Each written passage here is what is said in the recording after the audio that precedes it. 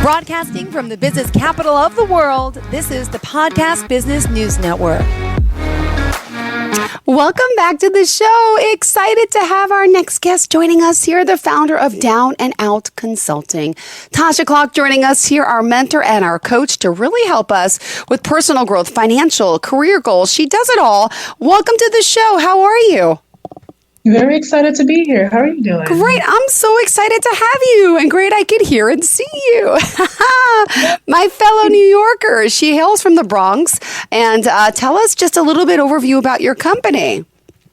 So my company is all about finding your next step. The idea came to me when I was in between jobs during COVID. I recently just graduated from school. I had my first job, and I was just like smiling cheek to cheek because I had my first official offer. So things were going great. I was working there for a month full time and I got my first check. So I celebrated a lot from that first one. Then all of a sudden COVID hit and then I was laid off and I had nowhere to go. I just got my associates. So I went back into school to get my bachelor's, but I was stuck. I was down and out. I wanted a way to get out of that mindset. I wanted to move beyond where I was and go to the next chapter of my life. So that's how the idea of the company came about. So I found the biggest barriers for people were financial. It was personal growth. It was just generally trying something new and seeing if it fits. So I modeled the idea of Down and Out against those obstacles, essentially. And hence the name of the company, Down and Out. Yeah. Oh, well, thank you for sharing that story. And here you are. When did you start the company?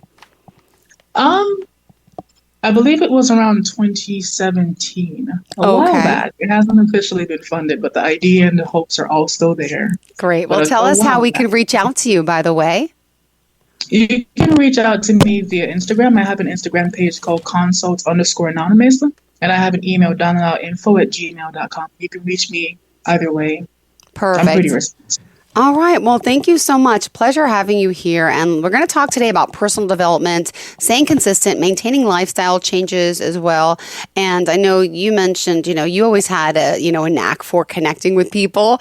And here you are today helping so many. So before this, what were you doing? Just curious if you don't mind. You got that associate degree and then you said it was in insurance? It was insurance. It was not a great fit. It was very, very technical and very detailed. It was not a natural fit. I did try, but it was not where I was supposed to be. So currently I work in the financial market. I work in technology under cybersecurity, which is a lot of words. I work at a tech firm that does finance, and I do none of those. I just do cybersecurity for that established sector. Amazing. So I work in a lot of technical spaces. Well, it's been a while since we've spoken. And is there, let's talk a little bit about some of the work that you've been doing currently. I mean, I know you offer, correct me if I'm wrong, it was an initial consultation if someone's interested in your work, right? To work with you? Yeah. It's an initial consultation. So we just have a discovery session. We figure out if we're synced, if we have the same goals, if I can help you, and if not, I'll try to help you the best I could, and then we can just leave it there. But there's no commitment. It's just a feel for both of us, and then we go from there. And you were rated one of the best personal coaches in the Bronx, but you're not just working with people in the Bronx, right? You are nationwide? Yeah, I hope to expand to that part, but we are in the Bronx. We're looking for other clients, but whatever comes to me is what I accept. But for right now, it's only within New York City. Great. Well, let's ask about personal coaching. Why should someone get a personal coach? Let's start there. I think because we all need help in life. Like, we get as far as we can, but it doesn't hurt to have an outside perspective, someone who might have been the same route you're trying to go and get established in. Like, I myself, I have a bunch of mentors. I have mentors for finance. I have mentors for work. I have mentors for speaking because I'm very introverted. So just speaking up more, being more social, being more proactive in how I speak to people. But it helps us expand from one person to different personalities. It's fundamental in my opinion. Great. And what are some of the things people are coming to you for to excel in their personal life with? Would you mind giving us some examples of, is it finding the right career? Is it personal growth? Yeah, would love to hear more. It's usually personal growth that starts off as that, and then we get into what's really bothering them. It's either they're the first in their family to do all the stuff they're doing now, so there's no model to follow after. It's imposter syndrome. Do I deserve to be here? Was I just playing a role? Am I the actual person that deserves this role? There's the finances. How can I maintain my stability? Things of that sort. But it usually starts off with, how can I get to the next level of where I want to be? Now, speaking of finances, what advice would you give someone, starting out? Like, I wish, I'm 46, but my father never sat down with me to give me those financial skills. It was, okay, you're 18, you can open up a credit card. Oh, okay. And then I have a student loan. Oh, okay. No one ever told me, like, well, you got to pay it back and how much more it's going to cost you. No one ever set those goals and boundaries in my life. So I struggled when I was in my 20s with that concept of finances. I didn't know how to save. I didn't know how to plan for a 401k. So what do you tell your clients about the importance of financial stability? And what are some tips you can give to some of our listeners out there? That finance is very fundamental. To me, it's a very big part of your survival. If there's no finance, you're in a situation where you're in a rock and a hard place and there's no convenient choice for you. So it depends on the person. Like one client I did have, they were just starting off in their career. So they had some debts. They wanted to have a savings. So I mentioned that maybe you can just save like maybe $10 as a starter. And whatever the company offers as a matching, if it's a 7%, do it a minimum in the meantime. So you get that matching in the meantime and you're building your equity while you're paying off your debt. If you're not in a space to invest, you can save. If you're not in a space to save, just do as much as you can and make sure you cover all the required payments at a minimum. Then once we get to a comfortable place, we move from just bills to savings, and then from savings to investing. But we make a plan based on where you are. But I would say just save as much as you can for a rainy day. That 6 months, because I know it's a reach for a lot. What is it? Yeah. What are we supposed to have saved? Could you share that? What's that? Yeah. So typically, I encourage people if they're in a place where they can save to save up at least 6 months, 3 to 6 months of their monthly expenses. So if anything happens, if you're in between jobs, some disaster hits, you have something to keep you going in the meantime. You don't have to go use your credit card and just go into debt trying to recover from something that was not planned. But if it's not possible, just start. Just having something as a starting point is where you want to be. It builds up over time. You can get a high yield savings account and make interest while you're just putting in your $10. And that's helping you build to your future. It's not a sprint, it's a marathon. It keeps going. So as long as you get in the game, it's where you want to be. Got to have skin in it to win it, though, of course, right?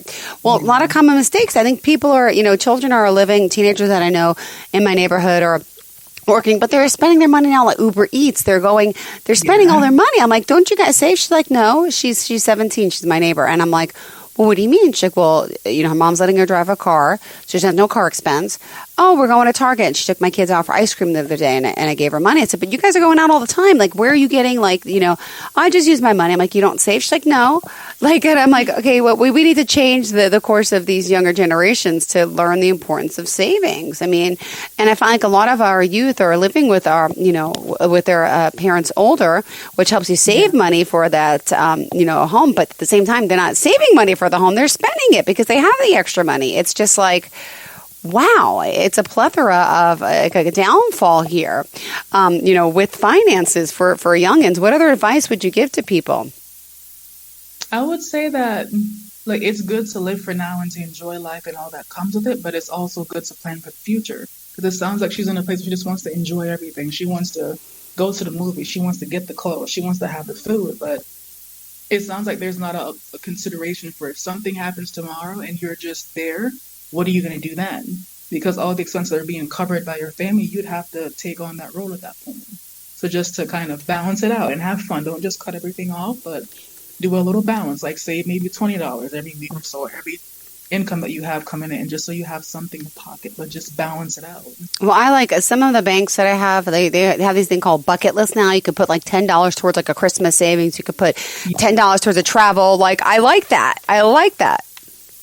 And every time you check in, you can see you're 10% here, you're 15. I have that as well. It's very helpful. It's motivating for me. I see my little bar go closer to 100 each time. It really is. All right. So Down and Out Consulting, joining us today. We're talking about, how you want to achieve your goals, whether it's your career, finances. What other things are you helping people with today? Just personal goals. Something that I'm personally working on right now is my wellness journey to tone. I think since the year started, I've lost about 40 pounds, but it's a very God bless. tough topic because it's a lot of discipline. It's a lot of changes. But Wow. yeah. So like Congrats. What personal have you been doing? I've been walking a lot. Like I love to walk. So Okay. I'll walk more, I'll drink more water, I'll get my sleep in. But it's everything that ties into it's not just restricting your diet. It's a lot of things. You don't have to restrict it, you just have to be smart about it. Yeah. But it's been that's been saving me, and it's good for my mental health to just like have that clear. I can think about what I'm going to do next, what's bothering me, and I just come back anew. I knew you. All right. At this time, remind us how we can contact you again. So you can contact me on my Instagram page, consults_anonymous, or you can reach me at downandoutinfo@gmail.com. Awesome. And by the way, offering some professional support. If you go to the website, you can check her out there, and some great reviews as well. Could you share some of your client testimonials, some of the stories of some of the clients you've helped, specifically what you've helped them gain, the new knowledge, what they're saying about you, working with you, and why we should reach out to you? Yeah, well, I don't have any official testimonials, but they tell me personally. I don't have a website yet to document all of the testimonials, but the most recent one was I have some interns that I work with, and I help them get adjusted to the corporate lifestyle versus like being a college kid, that giant switch from you're now an adult, you're now accountable for work, you now have to do your year-end reviews and all the evaluations. But I help them to battle their imposter syndrome, and they feel more firm in who they are. They feel more ready and prepared to take on the challenge, and they earn the spot that they're in now. But I feel like, from what I understand, I help them feel like they're in control and that they're deserving of where they are. Well, see, I found a website. I thought this was yours. It is you. Nia Topsy wrote in 2021, thanks for helping me. Zelma Tani says, just perfect, cannot recommend you enough. I don't know if it's an old website, but it's connected to you, and it's your beautiful picture. Okay, I'll look into that. It's dash and dash out consulting.ueniweb.com. Is that old? It might be an old website, yeah. Oh, right. Well, it's old, but it's you. You're it says best personal coaching in the Bronx. See? Oh my goodness. So, let me ask, as a coach, what is the commitment and accountability piece? How long does someone need to work with you for? It depends on the person, but it's very targeted. Like whatever you need. I'm going to ask you your first session. What are you looking for, and how do you want to reach that goal? Then based on that, we'll make a plan. Typically, I think for me, it's about 6 sessions because we're very intentional when we speak. I want to know exactly what's bothering me, what's the root of it, and how we can fix that, and then move on to our next step. But it shouldn't take too long as you're willing to work with me and you come in with a part of what you want to fix in our journey together. And you're meeting how often? Virtually, but I believe bi-weekly for now. It fluctuates, but mainly bi-weekly. Okay. And then how long is each session? Usually an hour. Got it. But really, a lot of the work is that accountability lays on the person, right, who has to, commit to what they're doing and to achieve their goal. There's a pattern, there's a plan, and we have to just make sure that you stick with it. What else did you want to share about your personal coaching? I would say that the biggest blocker I've noticed is just people trying something new. I know change is very scary. I struggle with that myself sometimes, but embracing new.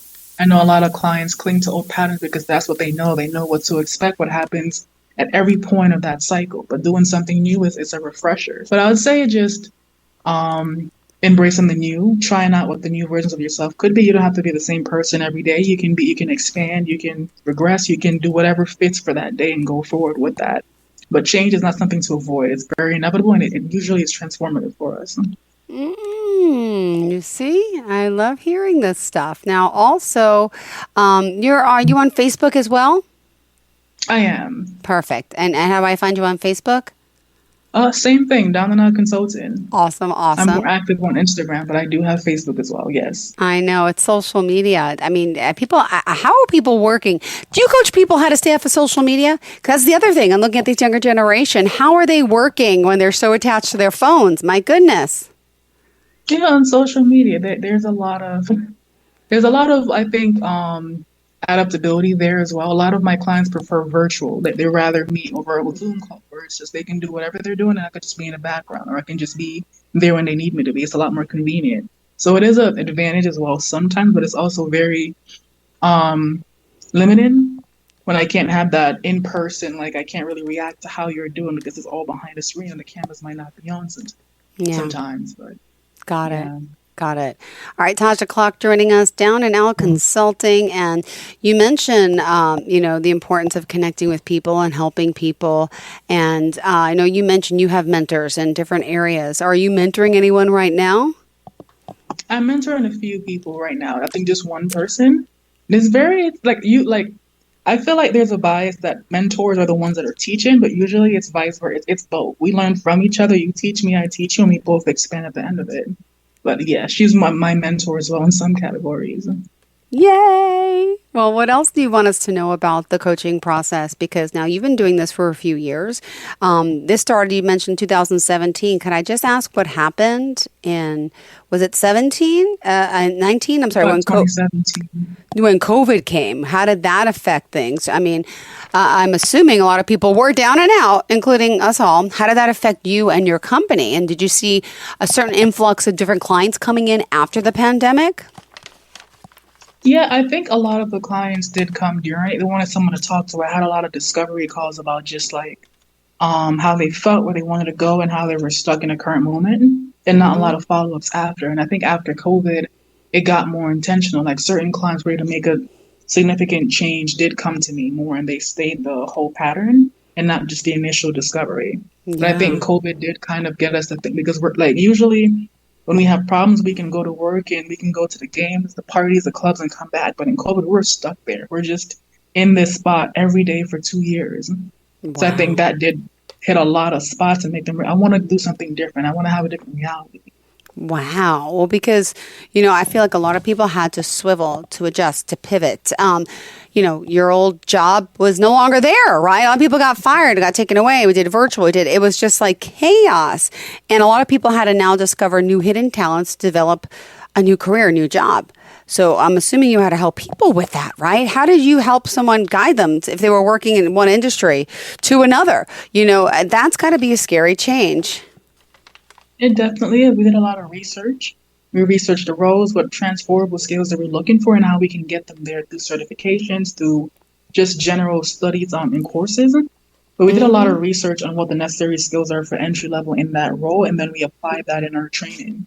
So we looked up, if you're doing tech, we looked up different degrees, different languages, and then we used that to help boost their skills for the interview. Wow. Well, yeah, it's got to be a hard thing to pivot like that, to change careers, but people did it. People do it, I should say. And it can happen, to you. And, what is your availability? Do you work on the weekends? Do you work at nights or around the clock for people? I work on the afternoons, usually 4 to 6, Monday to Thursday, and I work Saturdays 12 to 4. Perfect.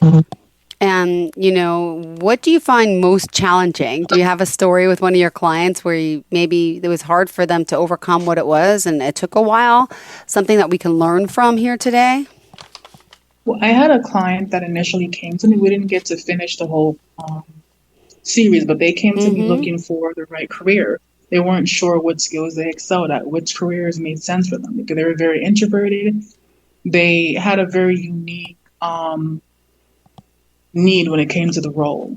And I did look up a few things. I looked up careers, different paths they can take. I kind of suggested taking an internship to kind of just feel what makes sense to you. We didn't get to finish it up ultimately, but they did look into what I did, and I did get an email saying that they did find the right career.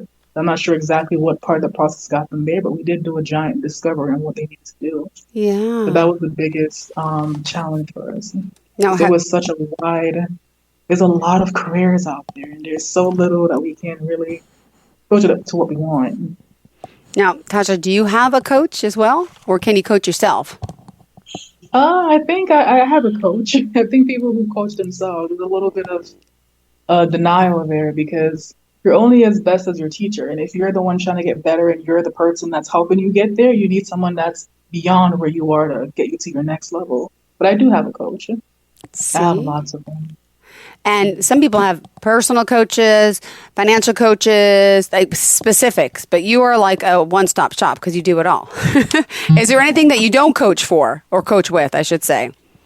I'd say relationship. That's a new level of, there's a lot of instances, and like there's a lot of details there that it's a lot. It's very hard to maneuver through.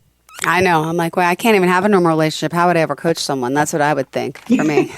I don't know about you personally. I'm just joking. Oh, but it feels good to be helping people. And it's amazing you made a whole career out of this. And it's exciting because this is something that everybody could use. Excellent, support, and also, working through, trying to reach that full potential, because life is too short, right? Why not, live the life that you want to live? Absolutely. And has there ever been a time where you tried coaching someone to believe in themselves and it was a little difficult? What usually holds people back from changing, shall I say, or making that adjustment? Say it again. I'd say their beliefs about themselves. They've accepted certain things, like they've listened to noise. Usually when you try and push past your circumstance, there's a lot of people who try and tell you, no, just stay where we are. How can you get there, but I can't? So you ignore, you silence them, but after a while you realize that their words got into you, internalize them. And there's this concept of self-rejection where before the world tells you no, you stop yourself from trying. So a lot of it was them working through how they felt about themselves. What's making them feel like that? If it's they don't feel like they know enough, we'll learn about different skills in their career. Like if you want to get better at technology, we can learn about the different languages, the different certifications you can pursue to prove to yourself that you do know what you need to fulfill that role. But it's many of the personal belief that they have coming into the role that we had to work on and adjust to. Amazing.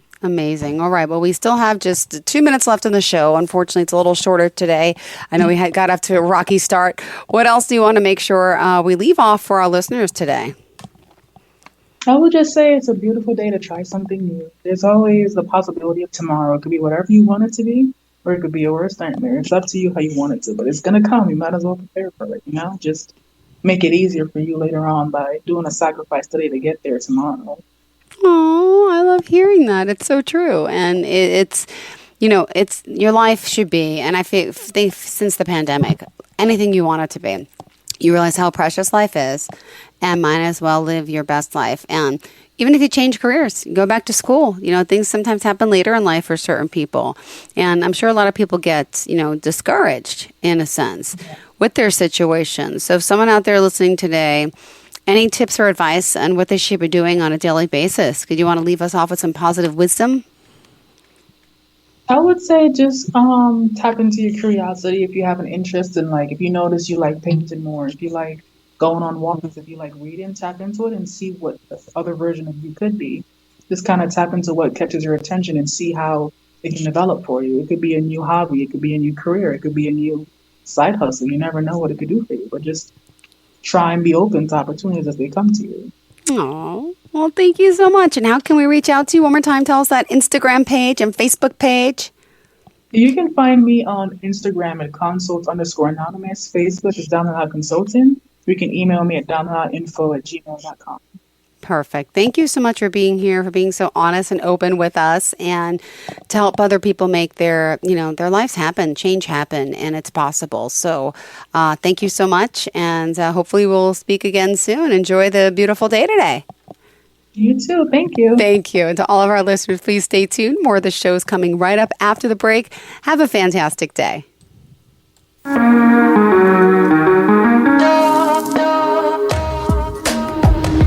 Broadcasting from the business capital of the world, this is the Podcast Business News Network. Of course my kid's in the right car seat. Well, I think he is. Yeah, my kid's in a booster seat. He was ready to move up. He is ready, right? Her car seat looks like the right size. There are probably rules on when to move up to a booster seat, aren't there? Rear facing, forward facing. I think I have it right. Car crashes are a leading killer of children 1 to 13. Are your children in the right car seat for their age and size? Don't think you know. Know you know. Go to safercar.gov/the right seat. I know my child's in the right car seat, or else I wouldn't get in the driver's seat. Brought to you by the National Highway Traffic Safety Administration and the Ad Council.